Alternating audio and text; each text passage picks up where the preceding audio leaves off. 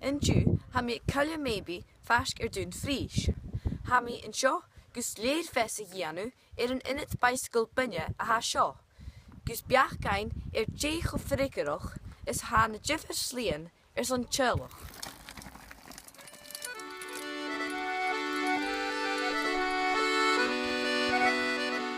Ha Coille Mabie an siadach gún frís agus Gaelic agus Coille Mabie dún frís. Ha na 7 stains den slíon rothracht-beinne agus hat an annachach mar eungin slíon a seaar an Breatainn. Sé ric alsop a dhealabhích na cuairsaichan an Mabie a Chiad gan seach. Sé 3 nacht in coscais son lá. Seachd Clachan ag na slíon scílan. Ha na slíon scílan son choram blauchaí a bhí agad, neo áide son díre a lorach.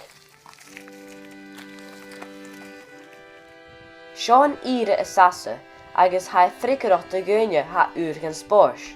Fiús an tlia uaine, ha cútramach go bhfuil suspension agin. In dú, ha ma bhreathir chlachach cube race, ha maithir chlachach giant tarraingeach, agus ha ma héin chlachach cube aim. With that cordarum, min tlia uaine, sé go massa ha an sealaíonn de dún frís.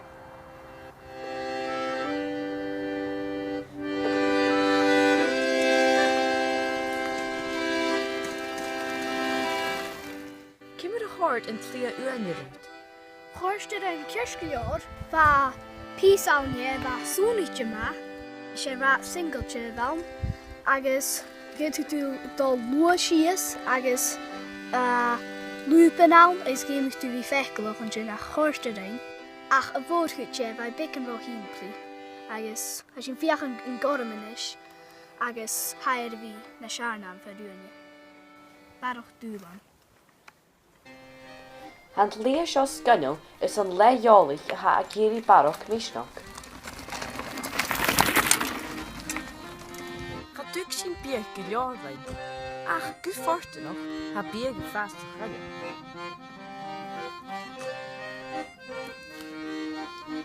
Cimar a chóirt an goram bút?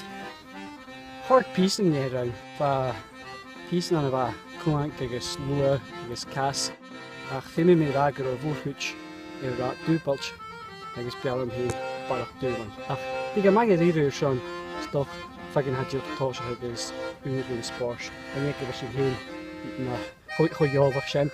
Ach coú a mí cúntar ardinis bhí sin freagarrach, heis go bhí seo darabh, an ógus na bhí a rágaribh gain, bhí sin bhí feicilech, ach heis go fáid sin dúlan anna seo.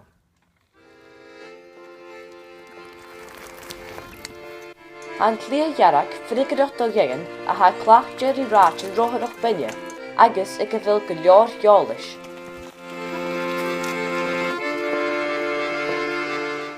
Ha na Seachd Clachan rin lorach scate an ceanadéis na halba, sam na údaras chuilte na halba hád. Ha ina bheith achcha mar láirich a seaar is an rothracht an alba agus bí na mílte na tín thuca gach bliana.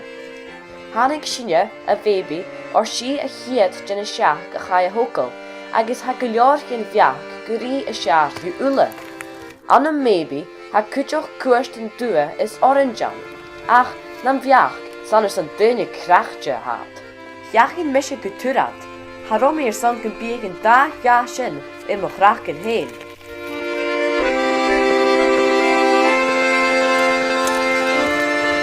Chóirde go an tuavas jiffer mutan a Breatainn va stepichen an, agus va sin goléigerh, agus va fríomhan an sa rád, clachan mór sa rád, agus tseundéan go má cuanc an cúteoch.